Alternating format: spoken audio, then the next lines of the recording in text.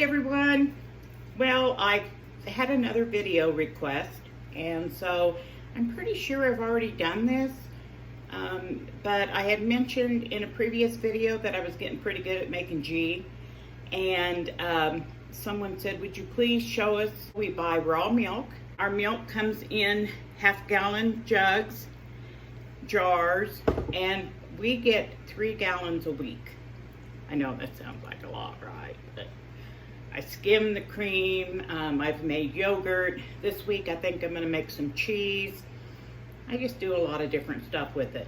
Plus we were both raised on raw milk, and it's, I don't care what they tell you, it's a lot healthier. So anyway, what I'm doing is there's a line right here. After you let it set, and it will separate. The cream will come to the top. I'm going to move this down here and I'll let you see how I take the cream off. Okay, here's my jar of milk with the cream on top. And all I'm doing is just going down, making sure I don't go all the way into the milk. And I'm just dipping that cream off. Occasionally I save some of the cream, especially if I have more than half a gallon, and we just have good old homemade whipped cream. Let me finish getting the cream off what I have left, and I'll come back and show you what we're working with this week. We didn't get quite a half gallon this week, and when I picked up my milk and noticed, I'm not surprised, and that's even with 3.5 gallons of milk this time. Here's my philosophy. My family that I get the milk from, they had a pretty tragic event happen, and they had to be gone for a week, so they put the calves on the mama cows for a week. And I mean, that's good, that keeps the cows in milk, but it wasn't the same as them milking, and they weren't getting the grain that usually they get fed. So that's my know-nothing thought. Notice I said I don't know nothing about it, but that's just my thought. So anyway, but I'm happy with this. So the next thing I'm going to do is, I like to start with my cream good and cold. I'm going to put it back in the refrigerator for a little bit while I get supper going. Tonight is red beans and rice, Cajun style. I've already started a little bit. This is the buttermilk I've gotten so far. This is 2 batches of the butter that I've made.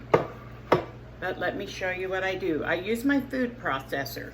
You can put it in a mixer, but cream flies everywhere, and you'll be cleaning up cream for weeks or months. So I just put it in my food processor. It doesn't go as fast because I can only do like a cup and a half at a time, but I don't have the mass. So let me drop you down here and show you what I do. Okay, here's my food processor. And this has got a marking on the side. So I pour in a little over 1 cup, put this on, and this food processor, if I push the start, it will run for 1 minute and automatically shuts off. And we'll look in every now and then and see what it looks like. After 3 minutes,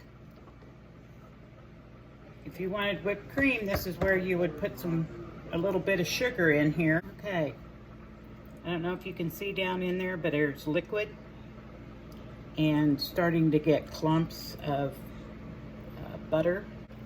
Okay, you can see, try to show you the butter, and then the solid is the butter, and the liquid is the buttermilk. What I'm going to do is I just kind of hold the butter back.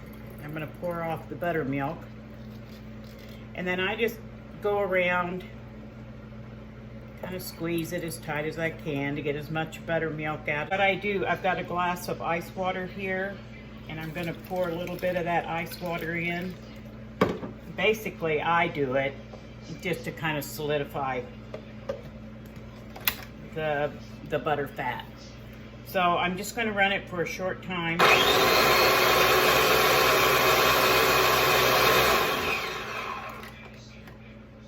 Some people call it washing their butter.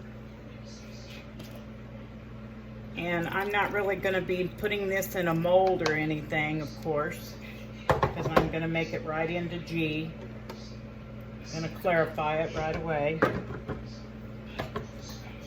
Take that out, and then I'm just going to go around and, you know, if I was really making butter, I might run it through the water a couple of times and then put it in a cheesecloth or something. But when I cook it down for the Ghee, that'll take the excess water out. Okay, and then with this batch, I have my bowl here that I'm putting the, and see it's already drained off a little bit of that water. So I'll just put the butter in this bowl. Keep adding butter here until I get it all done.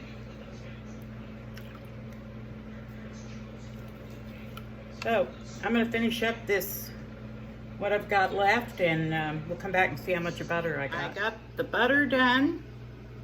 Ended up with a quart of buttermilk. And this bowl is full of butter. So the next step will be that we're going to put it on a low heat in a pan and just let it slowly cook down. It's the next morning. Whoever thought red beans and rice was a good idea for supper? You know what I'm saying? It was a rough night at our house. Well, anyway, I didn't get the butter done last night. It was getting late, and by the time I got dishes done, I thought, because this usually takes a couple of hours if you do it slow. And that's one thing I learned. So what I'm going to do is take this bowl of butter that I made yesterday. I'm going to put it in this pan. And it's actually a little easier if you don't have a dark bottom pan. All I own are a set of pans like this, and everything else is cast iron. So it's all dark bottom. It actually worked out pretty nice because it just lifted right out of the bowl. And then at the bottom of the bowl was all the water that had drained out of the butter that, you know, that I didn't get all out.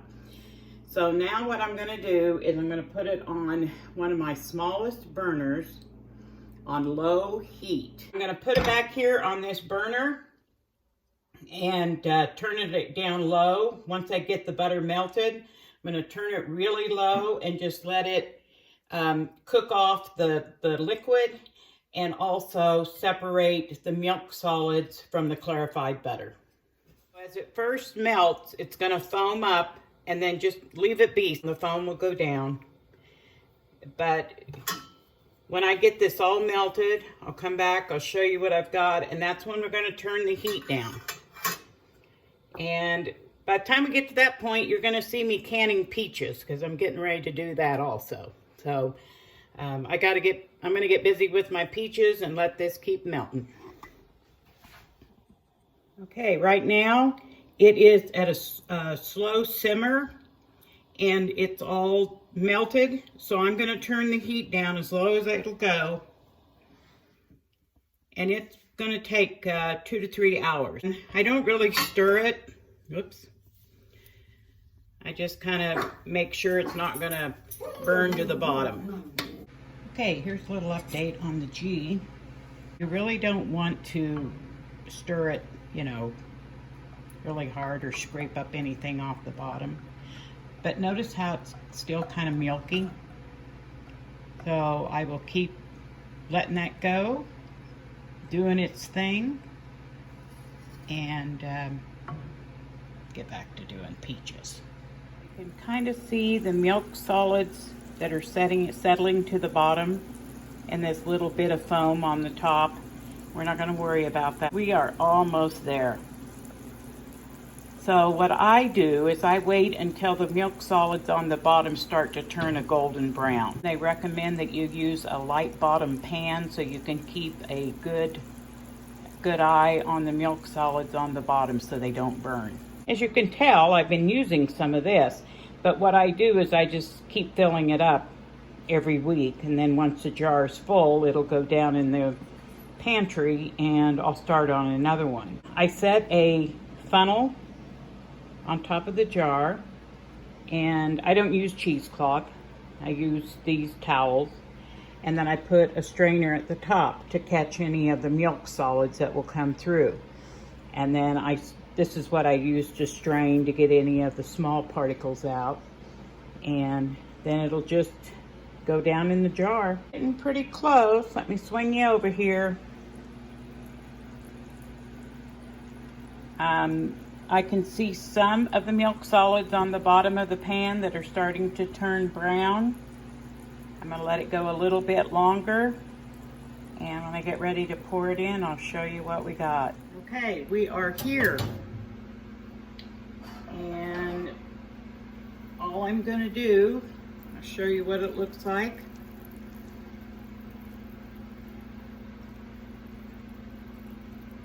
And all I'm going to do is just pour it right into the strainer, slowly. And it's going to catch the milk solids.